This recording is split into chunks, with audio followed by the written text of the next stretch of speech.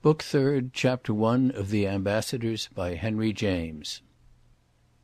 Strether told Waymarsh all about it that very evening, on their dining together at the hotel, which needn't have happened, he was all the while aware, hadn't he chosen to sacrifice to this occasion a rarer opportunity. The mention to his companion of the sacrifice was moreover exactly what introduced his recital, or, as he would have called it with more confidence in his interlocutor, his confession.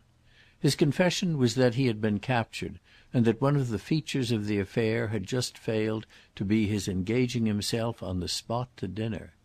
As by such a freedom Waymarsh would have lost him, he had obeyed his scruple, and he had likewise obeyed another scruple, which bore on the question of his himself bringing a guest. Waymarsh looked gravely ardent over the finished soup at this array of scruples.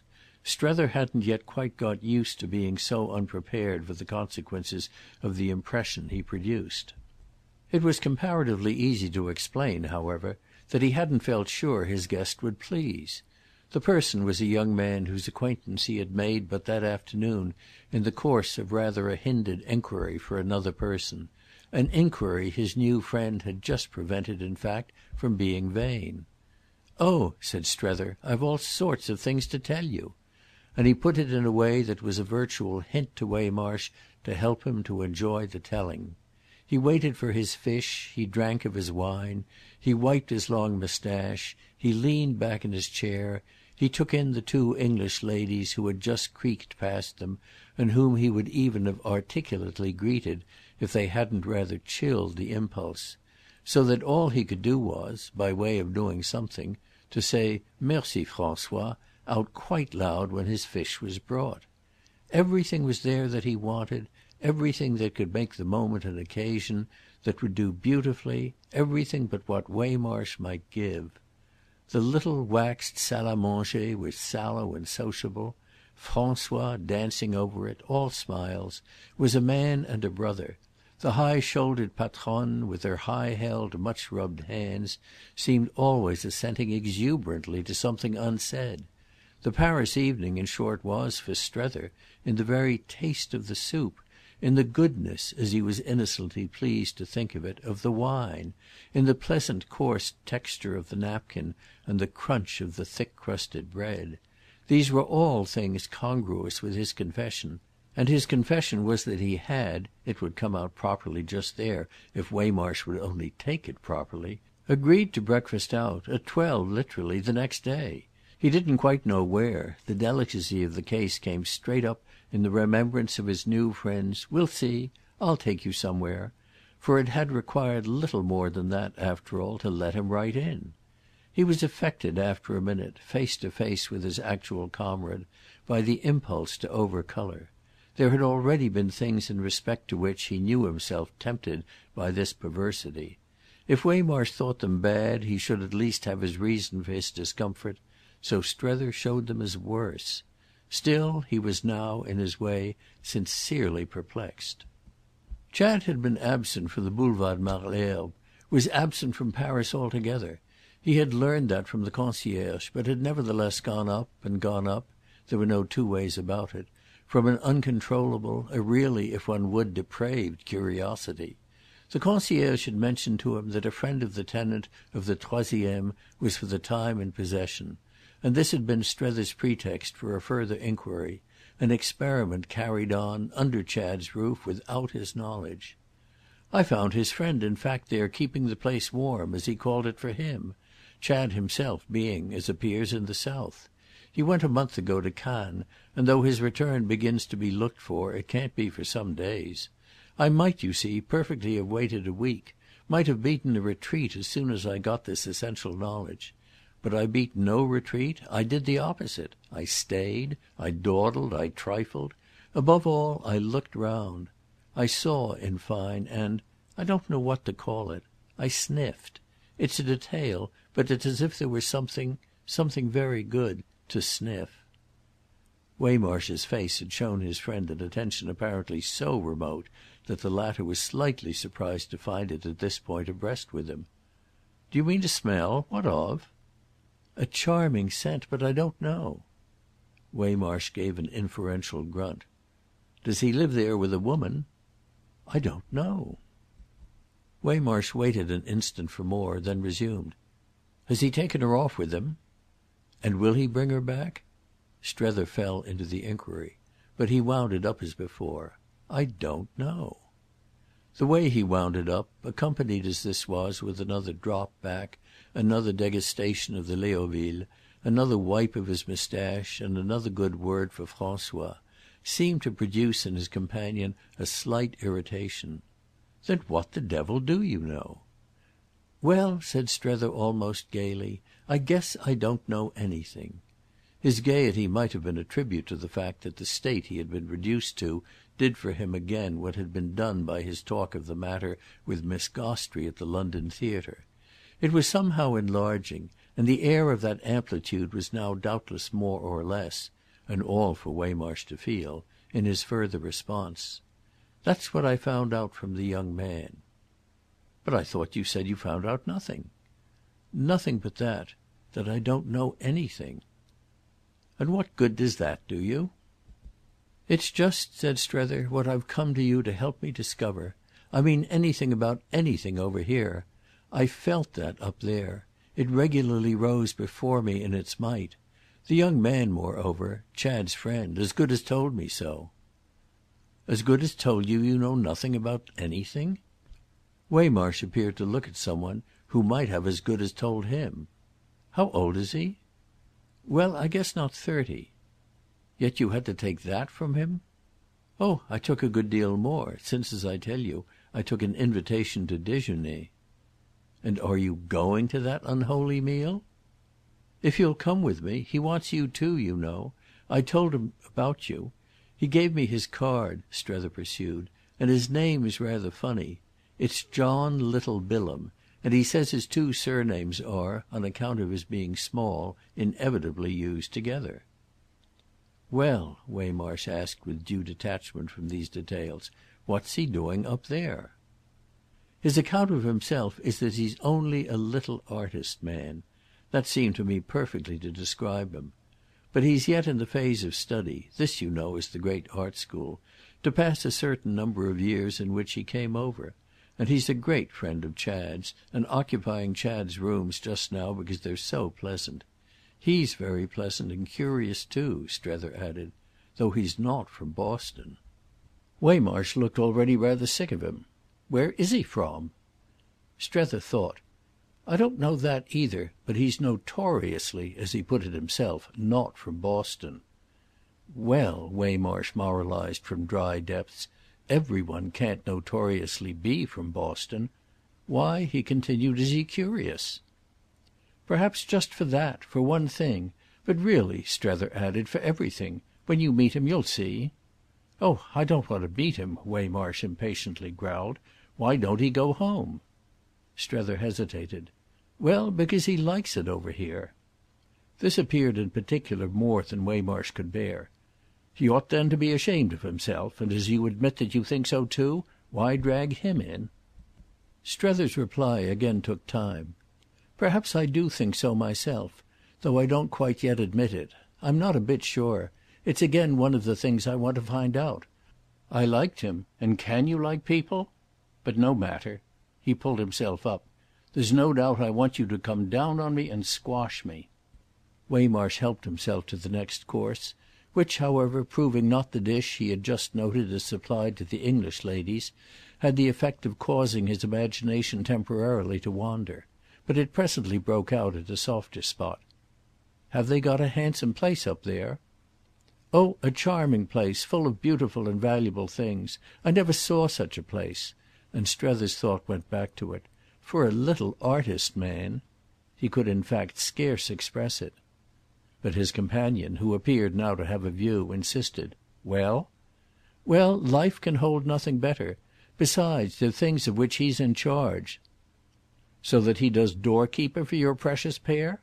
Can life," Waymarsh enquired, "hold nothing better than that?" Then as Strether, silent, seemed even yet to wonder, "Doesn't he know what she is?" he went on.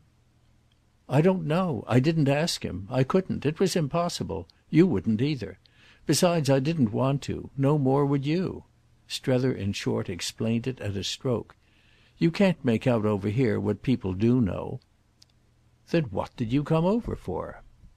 "Well, I suppose exactly to see for myself, without their aid." "Then what do you want mine for?" "Oh," Strether laughed, "you're not one of them. I do know what you know." As, however, this last assertion caused Waymarsh again to look at him hard, such being the latter's doubt of its implication, he felt his justification lame; which was still more the case when Waymarsh presently said, "Look here, Strether, quit this." Our friend smiled with the doubt of his own. "Do you mean my tone?" "No, damn your tone. I mean your nosing round. Quit the whole job. Let them stew in their own juice. You're being used for a thing you ain't fit for. People don't take a fine-tooth comb to groom a horse." "Am I a fine-tooth comb?" Strether laughed. "It's something I never called myself." "It's what you are, all the same. You ain't so young as you were, but you've kept your teeth." He acknowledged his friend's humour. "Take care I don't get them into you. You'd like them, my friends, at home, Waymarsh," he declared. "You'd really particularly like them. And I know"—it was slightly irrelevant, but he gave it sudden and singular force—"I know they'd like you." "Oh don't work them off on me!" Waymarsh groaned. Yet Strether still lingered with his hands in his pockets. "It's really quite as indispensable as I say that Chad should be got back." "Indispensable to whom? To you?" "Yes," Strether presently said. "Because if you get him you also get Mrs. Newsome?" Strether faced it. "Yes."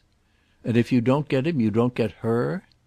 It might be merciless, but he continued not to flinch.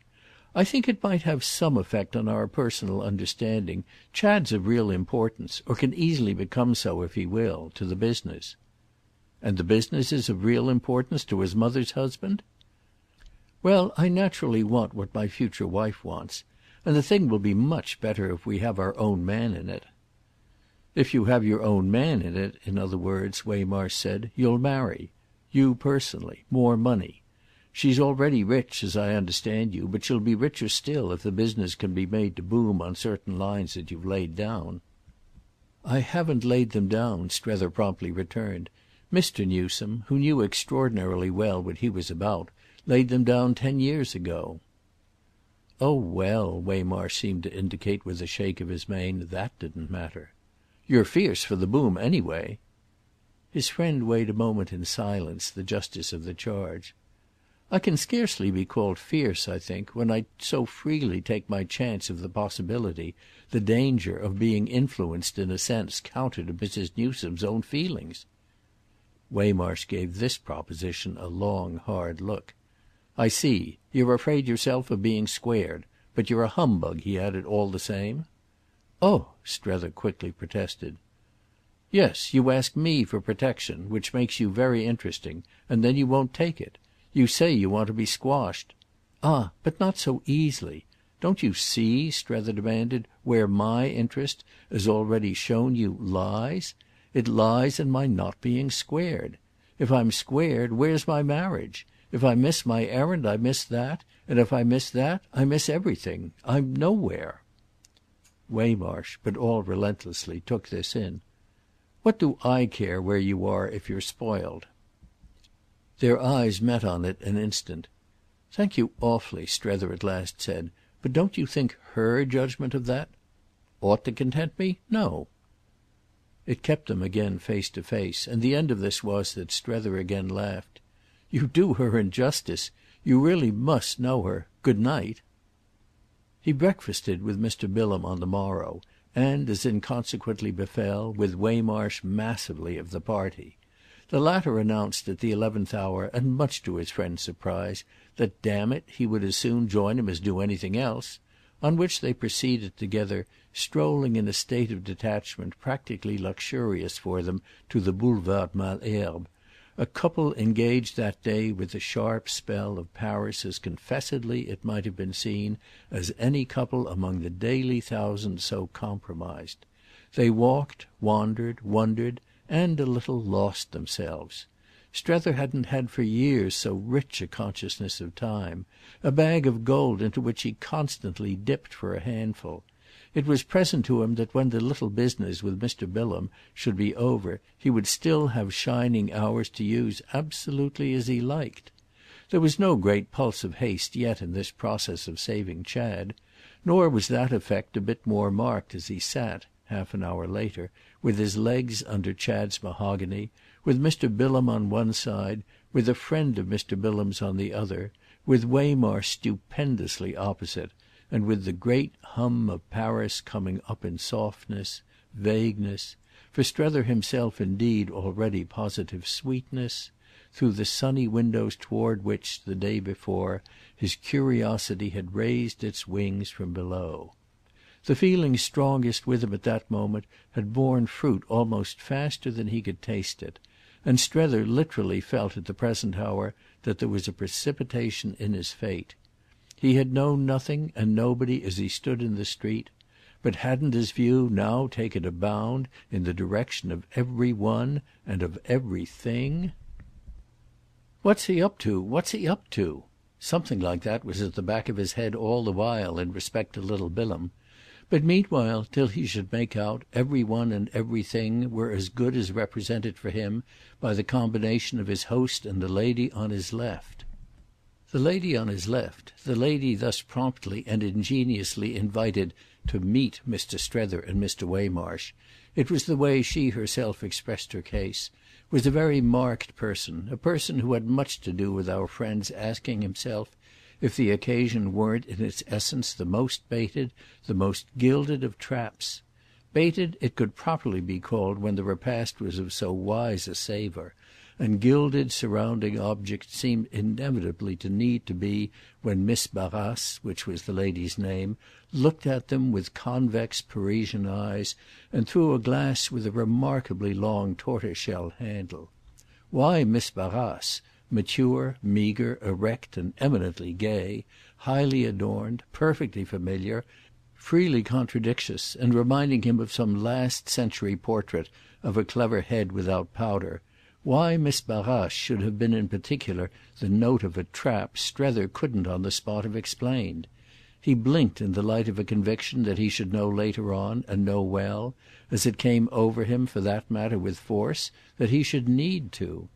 He wondered what he was to think exactly of either of his new friends, since the young man, Chad's intimate and deputy, had, in thus constituting the scene, practised so much more subtly than he had been prepared for, and since in especial Miss Barrace, surrounded clearly by every consideration, hadn't scrupled to figure as a familiar object.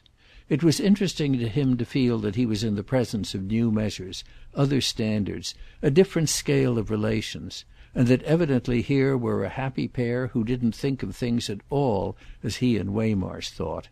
Nothing was less to have been calculated in the business than it should now be for him as if he and Waymarsh were comparatively quite at one. The latter was magnificent. This at least was an assurance privately given him by Miss Barrace. "Oh, your friend's a type, the grand old American, what shall one call it?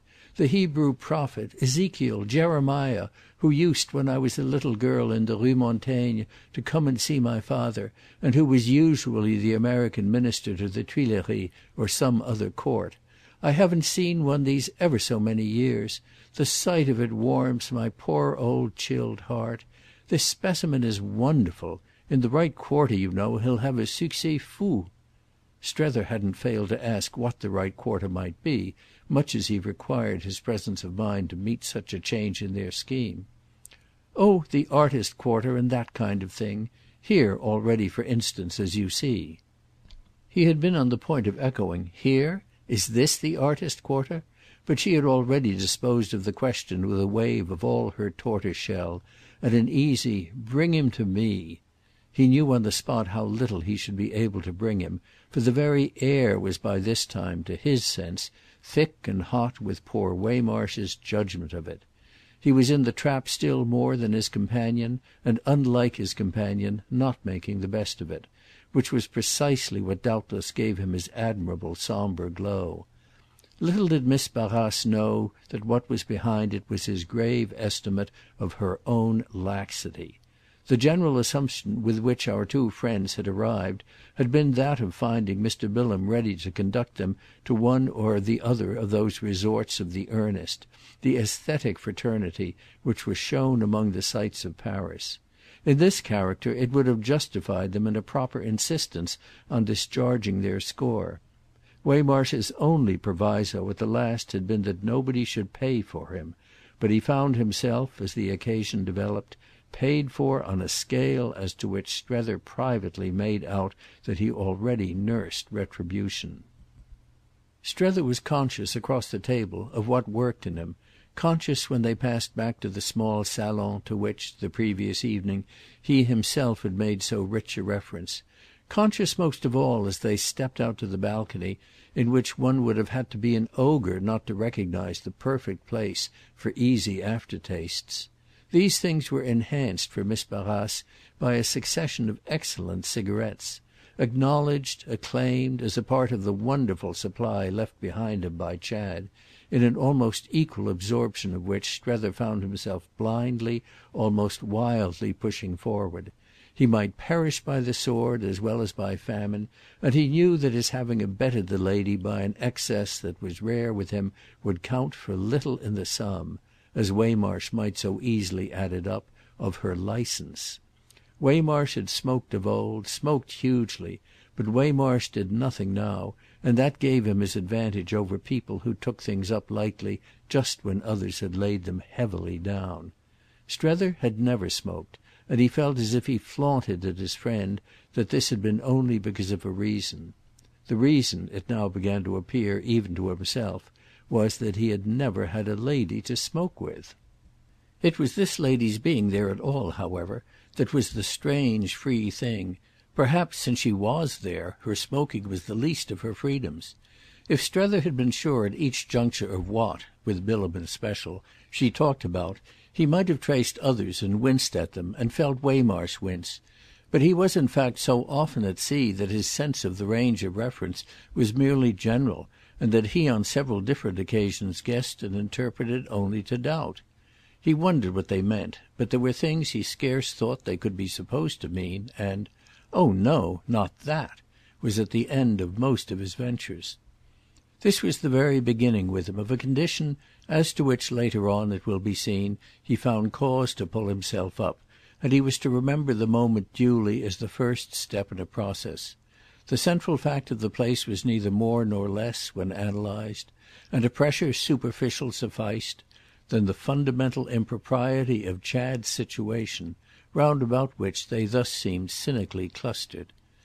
Accordingly, since they took it for granted, they took for granted all that was in connection with it taken for granted at Woollett, matters as to which verily he had been reduced with Mrs. Newsome to the last intensity of silence. That was the consequence of their being too bad to be talked about, and was the accompaniment, by the same token, of a deep conception of their badness. It befell before that when poor Strether put it to himself that their badness was ultimately, or perhaps even insolently, what such a scene as the one before him was, so to speak, built upon, he could scarce shirk the dilemma of reading a roundabout echo of them into almost anything that came up. This, he was well aware, was a dreadful necessity, but such was the stern logic, he could only gather, of a relation to the irregular life. It was the way the irregular life sat upon Bilham and Miss Barrace that was the insidious, the delicate marvel. He was eager to concede that their relation to it was all indirect, for anything less in him would have shown the grossness of bad manners. But the indirectness was none the less consonant, that was striking, with a grateful enjoyment of everything that was Chad's. They spoke of him repeatedly, invoking his good name and good nature, and the worst confusion of mind for Strether was that all their mention of him was of a kind to do him honour. They commended his munificence and approved his taste, and in doing so sat down, as it seemed to Strether, in the very soil out of which these things flowered. Our friend's final predicament was that he himself was sitting down for the time being with them, and there was a supreme moment at which, compared with his collapse, Waymarsh's erectness affected him as really high. One thing was certain, he saw he must make up his mind. He must approach Chad, must wait for him, deal with him, master him, but he mustn't dispossess himself of the faculty of seeing things as they were. He must bring him to him, not go himself, as it were, so much of the way. He must at any rate be clearer as to what, should he continue to do that for convenience, he was still condoning. It was on the detail of this quantity, and what could the fact be but mystifying, that Bilham and Miss Barrace threw so little light. So there they were. End of Book Third, Chapter 1.